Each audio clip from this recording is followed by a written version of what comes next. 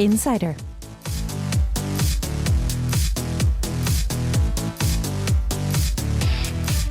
Music, dramas, movies, musicals, YouTubers, and more. Anyone who is anyone in their field. The Insider, the Bunch, joins us every Wednesday to share their insight of the world on Insider. And today on K-Poppin's Insider, you might know him better for his role name in Itaewon Class as Kim Tony, but we've got actor and multi-talented influencer in the studio, Chris Lyon. Hi. Wow, what an introduction. Thank you. Hi, welcome to the show. Thank you so much for having me today. I'm so excited that you're here. I'm so excited.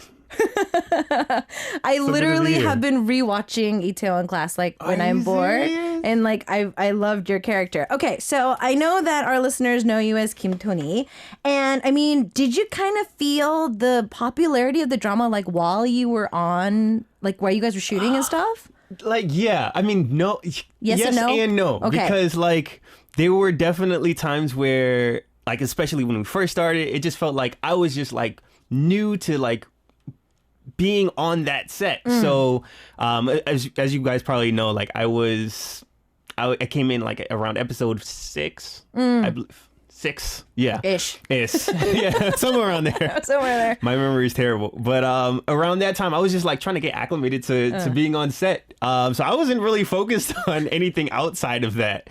And then I remember one time we were shooting outside, and there was this police car that was driving past, and they stopped, got out of the car while I was standing by the side of the road talking to my mom on the phone in between shots. And they came out, and I thought like I was doing something wrong. So I was like, oh no, like let me make sure, like, do I have like my ID on me and everything? And they were like, hey, can we ask for a picture? And I was just like, oh, okay. Yeah, sure. Yeah, I mean, I think this is, especially since both of us are from the States, like, I always tell my Korean friends, I'm just like, every time I see a cop car, yeah, I get nervous. Yeah, it's a different feeling. It's a very different feeling. Yeah. Because a lot of my Korean friends are just like, oh, cop car, whatever. Like, they just pass by. I'm just like, it's just like nothing. It's nothing. But for me, I'm just like, oh, wait, am I looking at my phone? Like, am I going to get a ticket? Like, right, yeah. Did I just like jaywalk or something? Exactly. Yeah, very different cultural backgrounds indeed. Yeah. Do you, like, after the drama, I mean, obviously like on social media, I know you have a YouTube channel and stuff like that, like all of the comments and stuff.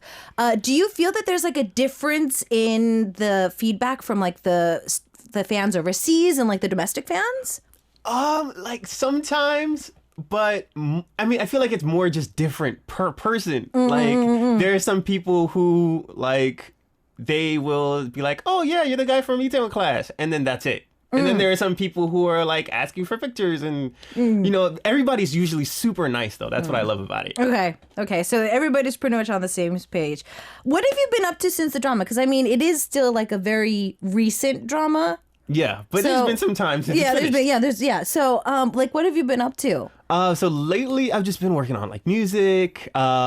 We just we finished doing, like, there's a sports brand that I really liked for these past couple years that we did a campaign with. There's a TV show it's like a talk show that I've been working with some people on. So just like different things here and there. Things here and there. Keep them busy.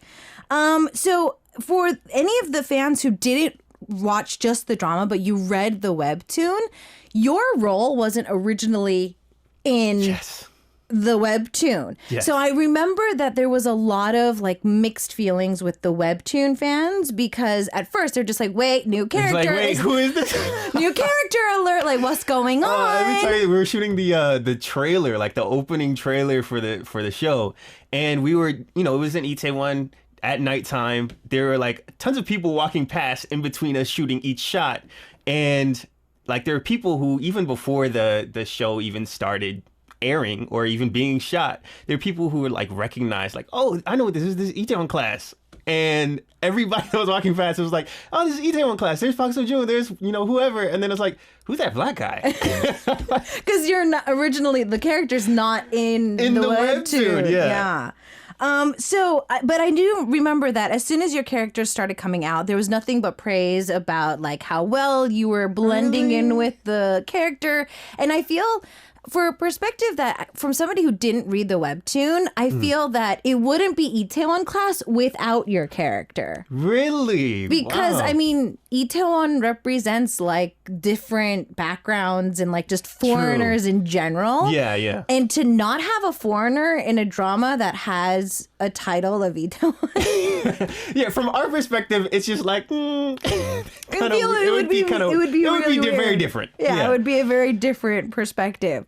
So, I mean, your character as well, it was like an all over the place. You're kind of shy, but you're very like straightforward. You really like, talk your mind and stuff like that. Do you feel that you relate to your character a lot, or? I definitely felt like growing up, there were some things that were very similar between me and Kim Tony. So that made things easier in some ways and harder in other ways. Okay. Yeah.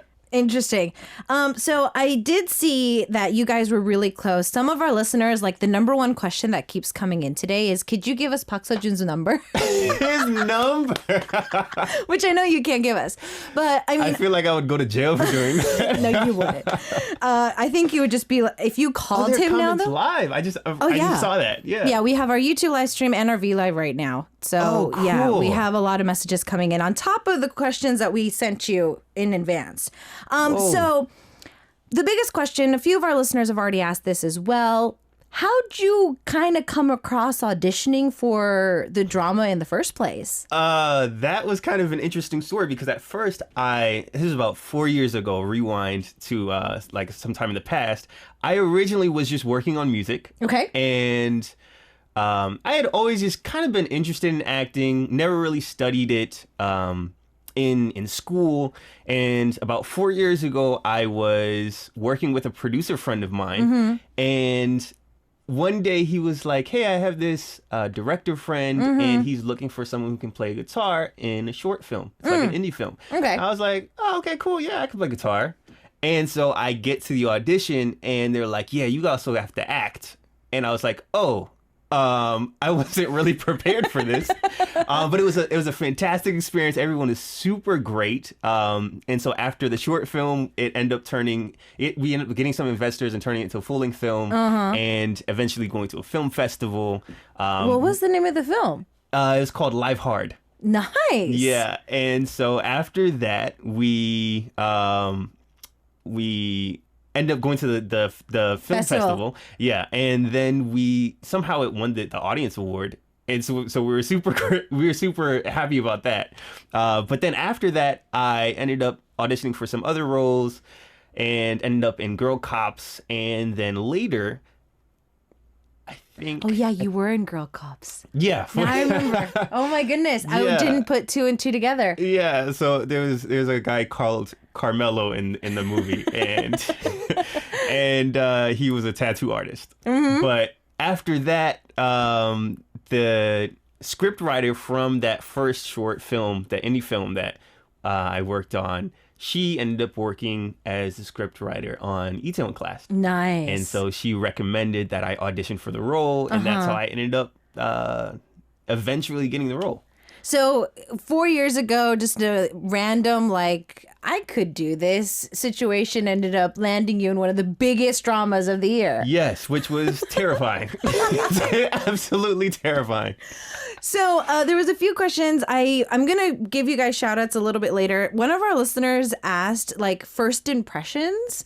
So, like, who had the best, like, first impression? Because I know that you probably had, like, a script reading day where y'all, like, got together in, like, an office room and, like, like a conference hall, sat around a desk and did a little bit of, script reading. So, first impressions. Let's see. First impressions. You don't have to cookie cutter it. Okay. You can give us the beef. The raw answer. The beef. Give us who was. Okay, I will give you guys something. There was I don't like they tend to do these first meetings in different ways. Sometimes, like you mentioned, it's just like you're sitting in a conference room and you're just flipping through papers, and it's just like a very formal, like, cookie cutter type experience. This one was like the director. I feel like he wanted us to feel like we knew each other before we started working together. And so we ended up going outside of Seoul and taking a trip to, it was like this really kind of it was like this traditional Hanok? pendulum. Yeah, it was like this. Yeah, it was a Hanok. So we went to like this property that they found, and we like talked together, played games together, we did readings together. We played choku together, which is like this like. I don't even know how to explain it. It's like this. It's like volleyball with your feet. Yeah, it's a mixture between volleyball and soccer. Yeah. Fun game. But I knew Sojun from like 2 years ago, and I always knew him as like this super caring guy who was just nice to be around. But I didn't really know how hard he worked until I started shooting with him. And like, I don't just mean that as just like, oh, like he was just super focused on what he had to do. He was super focused on making sure that everyone felt like they knew what they were doing. Wow. Yeah. So he was like director number 2. Exactly. Yeah. Like after the director and the assistant director, it was just like Sojun, like 100%. I felt like he was a director. Wow. So he's always nice and sweet, but he's also very serious about his work. Yeah. Takes his work super seriously. Well, which is great. So let's see here. Jose asked, when did you begin an actor? And we already talked about that since you kind of went back about 4 years ago by chance. Nina's asking a very, very simple question. Did you enjoy the role?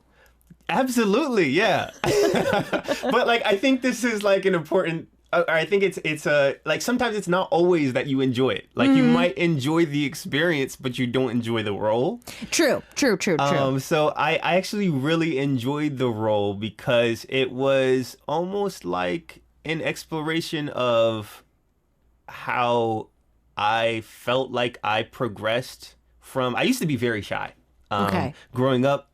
I used to be one of the people who would just like enjoy watching people more than I would enjoy actually being in a conversation. And so seeing like how Tony kind of was like he had this shyness about him, but he was also very honest and would just say what was on his mind, even though it felt like sometimes it would put him in a more sometimes embarrassing situation or kind of like open him up and make him very vulnerable. So I kind of liked seeing that and kind of thinking about how I was originally similar in some type of way.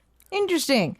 Nina has another question. So what was some of the favorite parts of filming? Like, was there a certain episode, a certain scene? Maybe you weren't in the scene and it was just hilarious to watch the other actors work. Let's see. Favorite. It's so I always feel like these are like the scariest questions because I have to choose one. Yeah, because you have so many. Yeah. Favorite. One thing that I do remember was that there were I can see like different scenes passing by. Yeah, right now he's just like flipping through every one of them. Just like, which one? This one? No. This one? No. This one? Yeah. I feel like as soon as I think about saying one, I'm just like, yeah, but I don't know if that was my favorite. One of my favorites. Okay, one of my favorites that like was fun to shoot was when Tony was first coming into like the scene. Tanbam little pucha there. And so I remember the reason why it was fun was because like we just ended up laughing so much during that scene. That and okay, there was another scene when Tony was like trying to he was trying to greet these guests who were coming in that were foreigners, and you didn't speak English. They were saying like, oh yeah, like Tony, you speak English, right? But Tony speaks no English. And just, I was not ready for the way Seungwon was about to hide behind that freezer. Like, we didn't go through practice, and he was like, yeah, I'm going to do this. He just did it. And I was just, so doing that, like having these raw experiences that were caught on camera sometimes were just, it made the scenes really fun to shoot. Well, I'm glad that and I think that's why it brought a lot of great chemistry with all the actors, is because, you know, I could tell that there were a lot of scenes that probably weren't rehearsed, but the director just kind of was able to not edit as much as he could. Right, yeah. Like try to keep it. He did a really good job with that. Tried not to like make it seem like it was just very well scripted. Right, yeah. Because then it seems like really surgical, which could be nice in some situations. But like I felt like he did it in such an amazing, like raw, organic way. Interesting. All right. So, fam, a lot of our listeners are freaking out today because some of you from the V Live are just tuning in. So, yeah, you know him as Kim Tony from Itaewon class. So, if you have any more questions or messages, continue to send those in. And Mimi was like, wait, you're talking about Park Seo-joon? Why am I missing all of the times? Every time you talk about him, I guess she's walking out of the room. She's freaking out that every time you say something about Park Seo-joon, she's not there. Well, we'll be talking about him a lot more, I'm sure, because Probably. he had his hands in everything. Probably. In this So if you have any more questions and messages for our insider for today, continue to send those in. In the meantime, though, of course, we're talking about Itaewon class. We cannot not continue on without listening to one of the songs. Hayanu's track of Tortongi, or Stone Block is the track. And we have more of our insider coming up next. K-Poppin fam and all Arirang Radio listeners, it's hour 2 of K-Poppin. As you continue to listen to Arirang Radio, today's insider is a very special, amazingly talented influencer and actor. If you watched the recent K-drama Itaewon class, then you know Chris as Kim Tony, but his real name is Chris Lion, and he's in the studio with us today. Hello again. Hello again. Okay, so there's a lot of questions we have to ask, and there's a lot of questions involving like how you got to Korea and all this other stuff. So as a foreigner living in Korea, I think all of us get this question, whether you are in the business or not. When did you get here? Why did you come? And all that other stuff. So I'm going to be asking those basic questions. Okay, yeah. So how long have you been in Korea? Okay, first of all, in total, I think I've been here for about 6 years now. Okay, about 6 years now in total. So that means there was a little bit of back and forth? Yeah, there was actually quite a lot of back and forth. So I originally came here in 2011 for the first time. Okay. And I stayed here for about a year. And I was not in Seoul. I was in a very small town called Yecheon, which I'm surprised that you have heard of because all of my friends are always just like, do you mean Incheon? Which is like right next to Seoul. I'm like, no, it's the one that's off in the distance, in the middle of nowhere, on top of a mountain that no one ever goes to. So what brought you to Yecheon? So my 6 years ago. friend was originally from that area. Okay. And so when he said like, oh, you should come visit Korea. You just went to go see him. Yeah. It was just like, oh, yeah, I'll come see you. Where do you live? You didn't expect to be in the mountains. Did not expect it to be there. Very like horror movie intro. Yeah, because I got there at night and it was terrifying. It was. Dear Lord. Okay, so then what ended up helping you kind of come back? So after that, very curious, I'm going to go visit my friend and, see what Korea's like or what this place is like. Yeah. So how did you end up coming back? So I was there and I taught at a school for about a year. Okay. And then in between, I think it was winter break. During winter break, there was a lot of time. Because Korea's winter breaks are longer. Yeah, it's like different from the U.S. where like our long break is in the summer, their long break over here is in the winter. So during that time, I was like, what am I going to do? I was like, let me go visit one of my other friends who lives in Seoul. And I went to Seoul and I was like, Korea's not just like mountains. Yeah, there are actual cities here. So that's how I originally was like, I got to come back. And so after that year, I went back to the U.S., studied for a little bit more, came back for a year, went back, and then came back again. It was just like this back and forth. Okay. So a lot of our listeners are coming in from different parts of the U.S. as well. So, of course, we also have to ask what part of the U.S. are you from? Originally, I'm from Connecticut. Okay. Yes, Connecticut. And then I moved down to Florida when I was about 10, I believe. Okay. And then I went to high school in Tennessee. And then I went to college in Michigan. Okay. You were all over the place. Yeah. So I kind of moved around quite a bit. Okay. And then after that, I came to Korea. So you've kind of just been on the move all the time. Yeah. So when you said Yecheon, one of our listeners is listening from Daegu and says, that's not far from Daegu.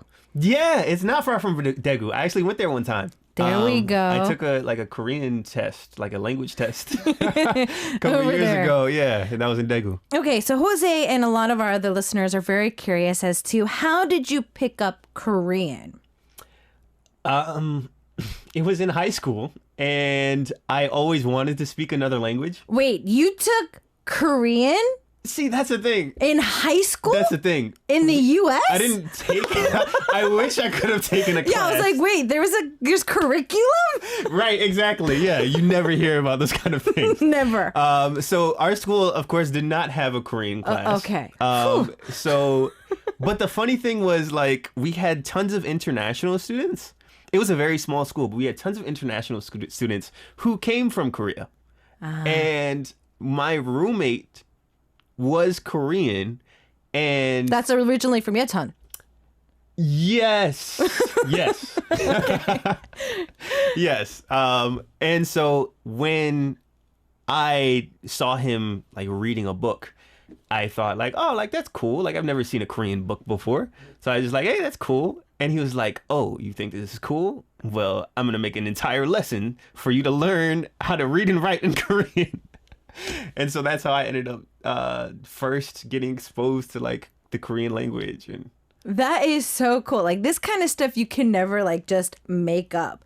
So as you've been here, you've just been able to like perfect the language? Yeah, in the loosest way, the most looseless form of the word. Yeah.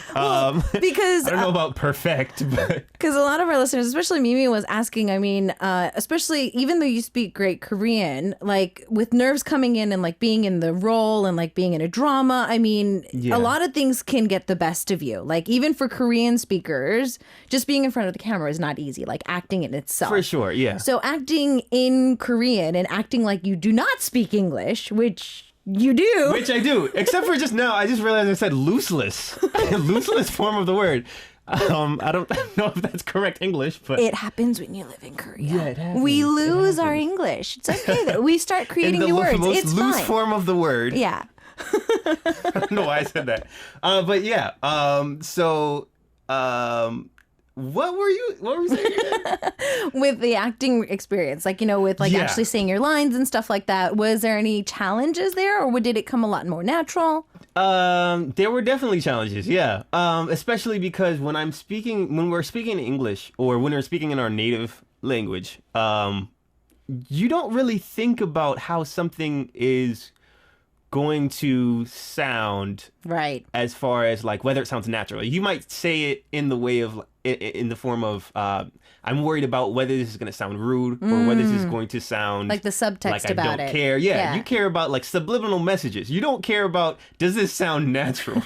Exactly. Yeah, and so when you're like acting in another language, that becomes one of the other things that you have to focus on. Is not only does this sound like I care? Does it sound like I'm excited? Does it sound like I'm depressed by, you know, whatever I heard?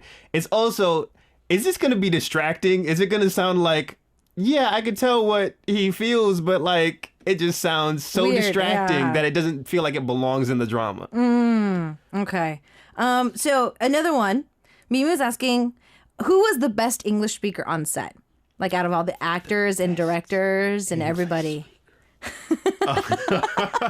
Putting all the actors and everybody on the, you know, on the spot. On the spot. Well, like, it's funny because I don't really know. Nobody spoke English. We never really spoke in English. There were some, like, the only English I think I heard on set was when Choi-seo was saying something in English to Kim Tony. She was saying like, oh, like we don't open until. Oh yeah, in the actual drama. Yeah, in the drama. There was that line.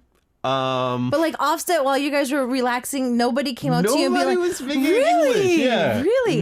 Because a lot of the times, like if there's an English speaker on set, like random staff members and everybody's like, yeah, they try to work on like their English speaking and like they try to, you know, mingle with Right, all of yeah. the short English that they have. Yeah. But everybody just expected you to speak Korean. Yeah, but I don't think it was like, oh, this is Korea. You have to speak English. Even though, like, I feel like that's not a wrong sentiment to have. Like, it was really just like, I guess because like from the first day, we were all just, as a group, just all speaking Korean. So I guess it just felt different. For Like, yeah. everybody. So Vicky's asking the question, how many languages do you speak?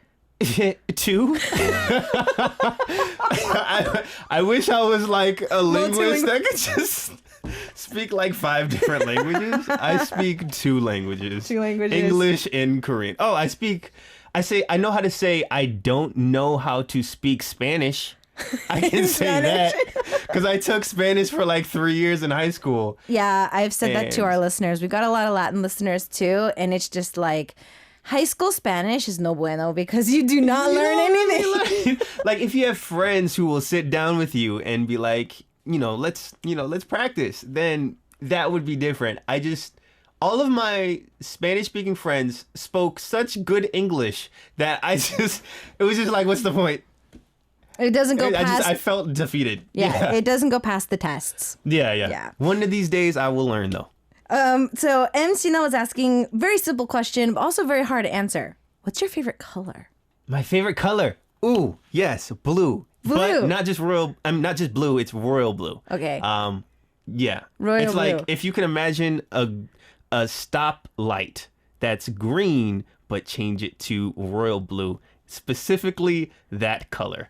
I don't know if that will help you visualize it, but Okay, so Angel was asking, so you know how we were asking you earlier, like your favorite scene to shoot? yeah. What was your hardest scene to shoot? Scene to So shoot. it could have been because like you kept like mumbling over a line, or you Yeah. kept like getting tongue twisted, or it was freezing, and so Yeah. it was like just painful. Goodness, there were like for each one of those things that you mentioned, I felt like there was like a scene that just popped into my mind. So the biggest struggle, physically or mentally? Okay, the biggest struggle, hands down, would definitely be the scene where, and I'm gonna try not to spoil this, but where I am peeling apples. Oh, yeah, that Tony one. has to peel apples and talk at the same time, and I am trash at peeling apples. I'm so bad at peeling apples. And so trying to not look like I'm just terrible at it. Like I have like to an extent like that I've done it before. I have to look like this is not the first time I've ever picked up an apple and tried to peel it. But doing that and trying to put the apple peels down at the same time from, when we shoot it from this angle and then from this angle and then from this angle and put it all down at the same time when I'm saying my lines. That was probably the hardest thing to do in the entire drama. Yeah, I've noticed that, I'm not sure if they do this in the States or in other countries, but in Korea we shoot sides separately, so we call that yeongeol, or Yeah. like the connecting shot. And so when you're eating or when there's an actual object in your hand, apparently that is the most challenging for all actors. Yeah. Because they have to act, but like there still has to be the same amount of water in the glass. Right, yeah. Or there has to be like and that's why I think a lot of directors are now taking out like cigarettes and stuff like that because they burn, and Yeah. you have to have like a new one that Yeah, just burns ready. exactly Yeah. the amount as the previous scene. Yeah. Ready. Yeah, so they probably just have somebody like on the side of the set just like sitting there like fanning the flame. So that it burns properly. Yeah. So Tiger Blue Eyes about the apples. Did they give you a dull knife? No, they actually gave me like a sharp enough knife. Like that was not the problem. The problem is I am just terrible at peeling apples. That was the issue. Aimlita was asking about a hidden talent. So can you do impersonations? talents. Can you do like, I know that you like music, so can you like sing, or you can do anything. So, like in Korean shows, they ask you for Yeah. any kangies, that kind of like stuff. Something So like that. I wish I had something that I could just do now. I can juggle. oh, that Not super well, but like, we can't show that now. yeah, unfortunately. I think he's doing can this on pretend. purpose. So in the drama, you come out as a mixed blood. So your dad's Korean and then your mom is not. But Yeah. and so a lot of people think that you are half Korean. Which is funny because I feel like I don't feel like I look Korean at all. Any Asian aspect. So you're not half Asian. I am not mixed at all. But like the other day I actually did run into Han Hyung-min. And like every time I meet someone who is like mixed, they're not this, I guess, stereotypical like mixed look. No, well, exactly. Yeah. We don't have that look because I look Hispanic. So we don't look. You don't half Asian. Yeah, there we go. It's like this idea of like every mixed person has to have like this caramel skin. I don't know where this came from, but like it's not what it seems like. Yeah, it's not what it seems like. TV and stuff. As you were doing your lines, and I know that you said you struggled and stuff like that, a lot of our listeners are still trying to learn Korean too. Do you have any tricks or tips that kind of helped you over the years, like learn certain words or like kind of come to the point where you are now? It's like, I'm not gonna say like you mastered. Yeah, absolutely not. Like I'm gonna go ahead and just make sure that we are all on the same page. There are so many people who are much better at Korean than I am. Like foreigners who just like picked it up probably like 2 years ago, who are like leaps ahead of where I am. So but there are definitely some things that have I've seen how my progress, when compared to how I didn't really study as much as I should with Spanish, there are definitely things that have helped me along the way. Like, I felt like with Spanish, when I was like learning in class, I had a great teacher. I had great friends too. I just didn't understand that like when you learn stuff, you have fun doing things that you're able to like not really think about as work. And so you if end like up you studying apply longer. it, if you apply it, if you have friends, if you talk with them, it's a lot easier. Right, yeah. And so I had to realize like, I have to find things that I'm interested in, like music or like TV shows or like I like tech stuff. So like I'm a nerd, but like I liked watching or like reading these like articles in Korean on tech stuff. So like it just depends on what you like. And then you're able to kind of like focus on it and spend more time doing it. And then like you think about it, you're able to like, I guess your brain is able to put, A and B together a little bit easier because like that's how like kids learn. Like they learn from experiences. Yeah, you make it fun and you learn from your experiences. Right, yeah. Okay. We're taking another quick song break. Tons of more questions are coming in and also messages as well. So we're going to take another quick song break, come back and answer them as our Insider continues. Charlie's up next with Goblin and more of our Insiders coming up next. K-Poppin fam and all Arirang Radio listeners, we continue on with our show. It's hour 2 today. Wednesday means it's Insider Day. Today we have, for those of you who watched Itaewon Class, we have Kim Tony in the studio. His real name is Chris Lyon, and we're loving all of the energy he's given us today. So in my script, it said that you modeled as well. So is this like, just something that happened recently, or were you originally like a model too? Okay, I wouldn't say it was recently, but it was definitely something that I was just like, yeah, I'm gonna grow up and be a model. It's not something I was thinking at all. Not really. It was while I was working on music again. There was another friend of mine who did like a lot of. He does a lot of stuff. There was a hip hop website back in the day, and he used to run that. He used to do events. He used to work a lot with like artists. And one day he was like, "Hey Chris, I want to start a modeling agency." And I was like, "Okay, great. Like, good for you. You go ahead and kill that. Like, congratulations. Rooting for you, bro." And he was like, "No, I want you to be a model." And I was just like, I'm not a model." But because of him, I ended up he got the ball rolling, I guess. And so I have a lot to thank him for.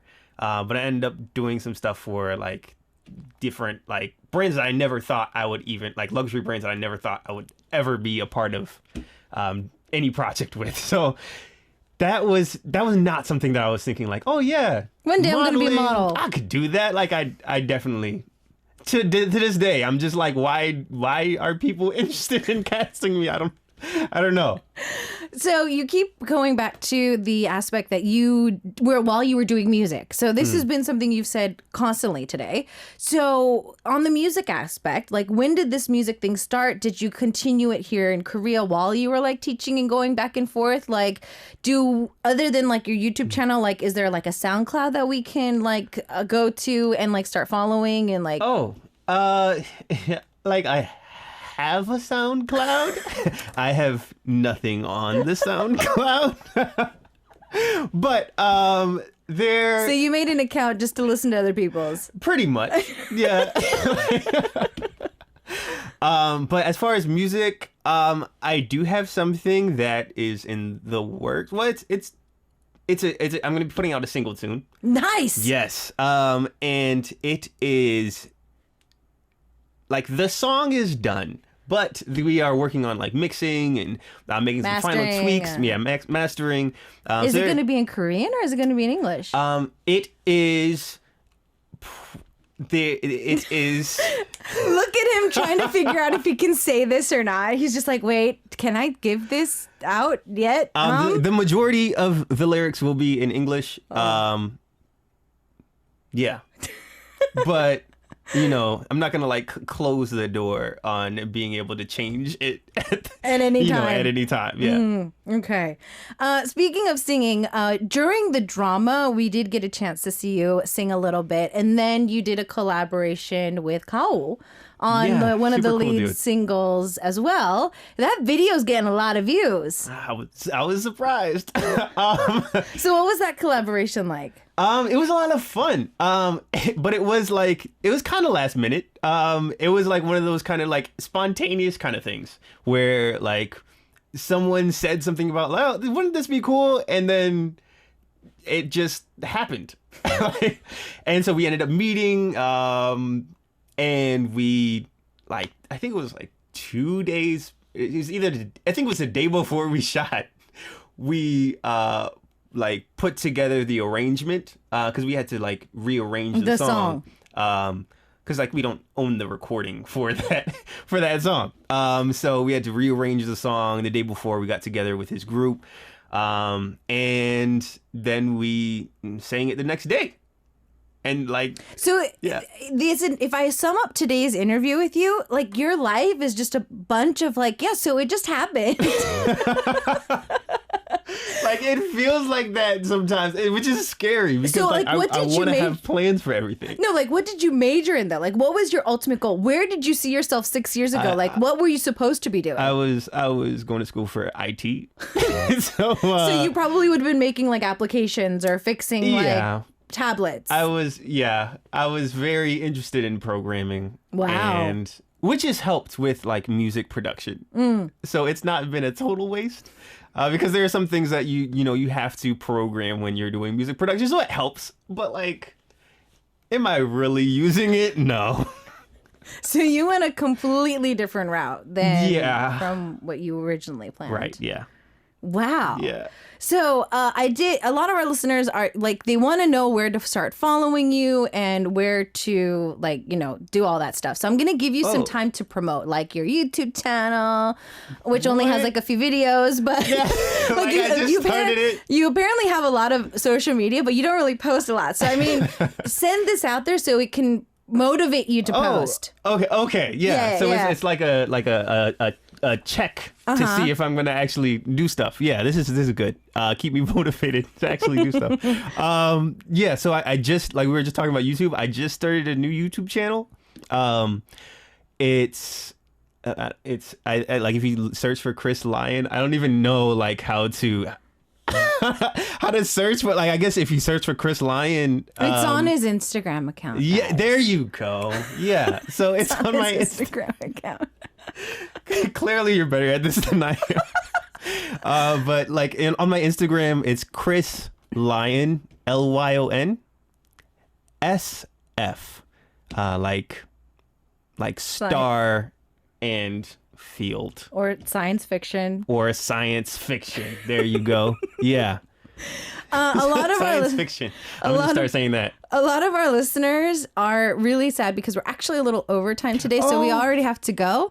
They want you to come back, and so you just spoiled that you're going to have a single coming out soon. Yes. So can we get like an online promise that as soon as that single drops, you're going to come back? Oh, yeah. Like, that would be fun to come back. Okay, yeah, guys, did you record that? I would love to do that. Did you record it? He said on air he's going to be coming back. So we're going to be saying goodbye to our insider, and I'll be seeing our listeners tomorrow, same time, same place. Thank you for joining us, and we'll see you then. Thank you so much for having me. It was so fun. All right, bye. All right, bye-bye.